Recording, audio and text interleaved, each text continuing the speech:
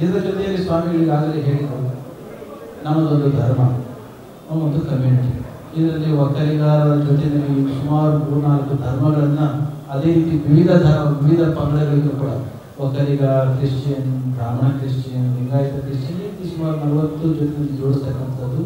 ಜೊತೆಗೆ ಜೈನ ಧರ್ಮವನ್ನು ಕೂಡ ನಮ್ಮ ಪಂಗಡಗಳ ಜೊತೆಯಲ್ಲಿ ಸೇರಿಸ್ತಕ್ಕಂಥದ್ದು. ಇದೆಲ್ಲವೂ ಕೂಡ ಒಂದು ರೀತಿಯಲ್ಲಿ ಅಸಮಾಧಾನಕ್ಕೆ, ವೈರುಧ್ಯಕ್ಕೆ ಕಾರಣೀಭೂತವಾಗಿರೋದ್ರಿಂದ ಸಮೀಕ್ಷೆಯನ್ನು ನಾವು ಪ್ರೀತಿಯಿಂದ ಸ್ವಾಗತ ಮಾಡ್ತಾನೆ ಈ ಎಲ್ಲ ನ್ಯೂನತೆಗಳ ಮಧ್ಯದಲ್ಲಿ ಇದನ್ನು ನೋಡಿ ಪ್ರಜ್ಞಾವಂತ ಸರ್ಕಾರ ಇದನ್ನು ಪರಿಗಣಿಸಿ ಇದನ್ನು ಮುಂದಕ್ಕೆ ಆಗ್ತಕ್ಕಂಥ ಕಾರ್ಯವನ್ನು ಮಾಡಬೇಕು ಅಂತಕ್ಕಂಥ ನಮ್ಮ ಒಂದು ಪ್ರೀತಿಯ ಕರೆ.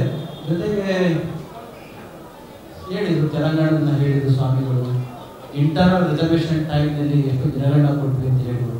ಸುಮಾರು 7 ಕೋಟಿ ಜನಸಂಖ್ಯೆಯ ನಾಡಿನಲ್ಲಿ ಸಮಗ್ರವಾದ ವರದಿಯನ್ನು ಸಮೀಕ್ಷೆ ಮಾಡಿದ ಹೊರಗಡೆ ಎಷ್ಟು ದಿನಗಳು ಬೇಕಾಗಬಹುದು ಎಲ್ಲವನ್ನು ಕೂಡ ಮನಗಂಡು ನಾವು ನಮ್ಮ ಭಕ್ತರುಗಳಿಗೆ ಅವೇರ್ನೆಸ್ಸನ್ನು ಮೂಡಿಸೋದ್ರ ಜೊತೆ ರೀತಿಯಲ್ಲಿ ಜವಾಬ್ದಾರಿಯುತವಾಗಿರ್ತಕ್ಕಂಥ ಜಾಗವನ್ನು ಗೊತ್ತಿರ್ತಕ್ಕಂಥ ಸಮುದಾಯದ ಬಂಧುಗಳಿಗೆ ಗಮನವನ್ನು ಈ ವಿಚಾರಗಳನ್ನು ತಿಳಿಸಬೇಕಾಗಿರ್ತಕ್ಕಂಥದ್ದು ಆದ್ಯ ಕರ್ತವ್ಯ. ಇವತ್ತು ಅದೇ ಕಾರಣಕ್ಕೋಸ್ಕರ ನಮ್ಮ ಎಲ್ಲ ಜನಪ್ರತಿನಿಧಿಗಳನ್ನು ಕರೆಯಿಸಿ ಅವರಿಗೆ ಮನದಟ್ಟು ಮಾಡ್ತಕ್ಕಂಥ ಕಾರ್ಯವನ್ನು ಇವತ್ತು ಮಾಡಿದ್ದೇವೆ.